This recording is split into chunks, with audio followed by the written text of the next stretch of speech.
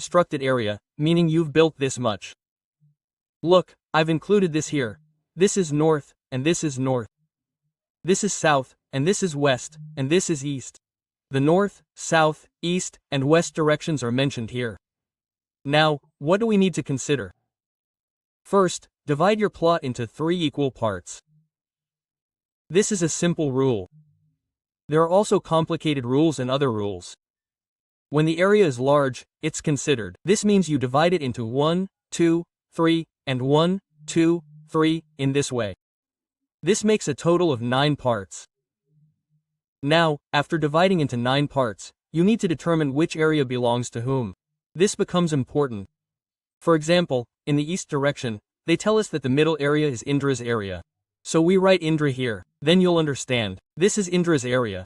Whose area is this? This is the area of the water element. This is the northeast corner. I'll write the water element here. This is the place of the water element. This is the place of the water element. The east and south corners are our fire element. The fire element, south and west are the earth element. The earth element, and north and west are our air element. Now what's in the middle? This is the sky element. I wrote sky here. These are the 5 elements. The balance of these 5 elements can balance the vastu of our home. Of course, you have a general rule that your vastu can be balanced according to this. Now let me talk a little more. This is Indra's place. This place in the south direction is called Yamas, or Yamarajas. This belongs to Varuna. And this belongs to Lord Kubera. Now, it's clear whose Kubera is. This is the main one. However, if the 16 zones and 32 steps are divided accordingly, other things increase. You should consider the general vastu rules this way.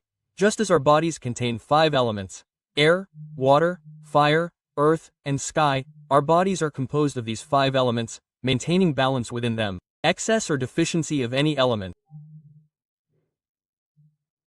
disrupts the balance, causing people to become unwell. People suffer from some disease or another. Similarly, if the balance of these 5 elements of your vastu, 1, 2, 3, 4, and 5, is in the proper state, the vastu of your home can be balanced.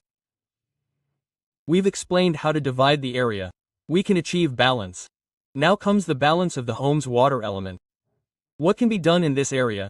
Within the water element, you can allocate space for water here. If you have enough space, you can also allocate space for water inside. You can build a borewell inside here. You can build it here. If you don't build a borewell, then if you place an underground water tank, an overhead tank above ground is not placed in this location. Remember this about the northeast corner. Underground tanks can be built here. Do not build a septic tank here at all. Underground simply means water. It can be placed there. This is the place of the water element. Its color is blue. You can keep this space open. You can build a prayer room. You can build a veranda. You can make a children's bedroom. You can do this much.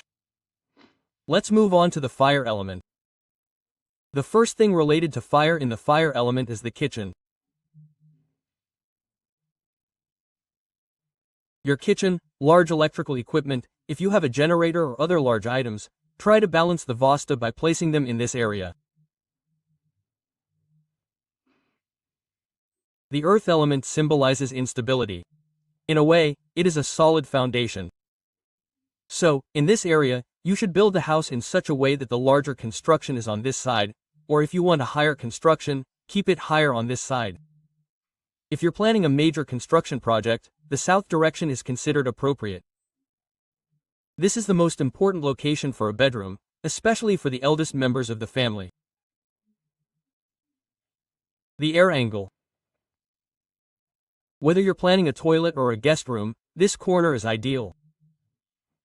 If you're planning a room for a newlywed couple, consider placing it in this corner.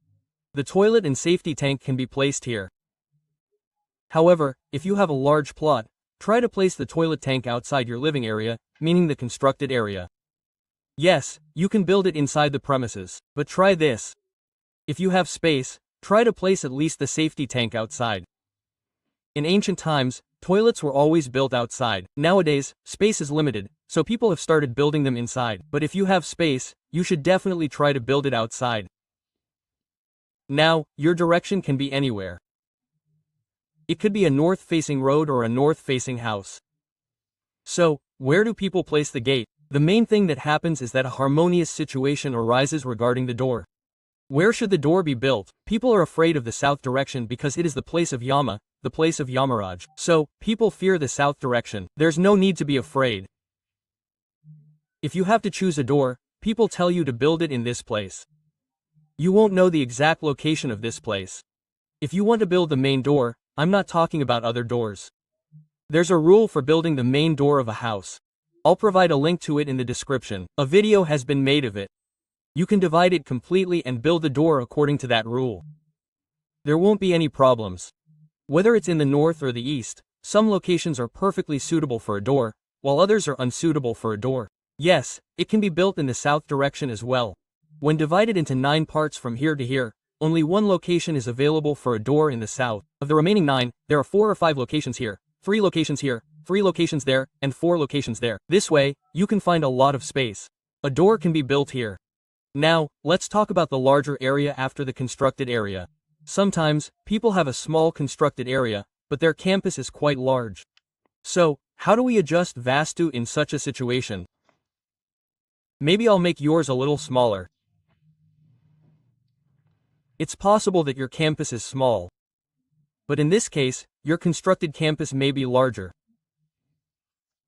When your campus is large, you need to keep in mind that when constructing, you should build towards the southwest. This means that you should leave more space in the north and east directions. I've constructed it a little.